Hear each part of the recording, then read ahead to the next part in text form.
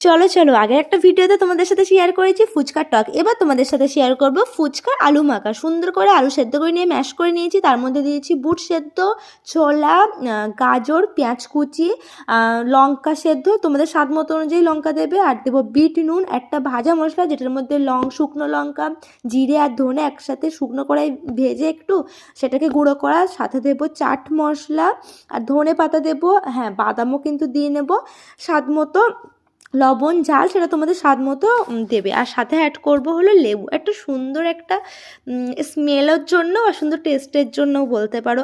আর আলুটা মাখার সময় একটু টক যেটা মেখেছিলাম মানে বানিয়েছিলাম সেই টকটা একটু দিয়ে মেখে নেব। ব্যাস আমার ফুচকার আলু মাখা রেডি। আমার তো দেখেই জিভে জল চলে আসছে। তোমাদের কার কার জিভে জল চলে আসছে অবশ্যই কিন্তু কমেন্ট বক্সে জানিও।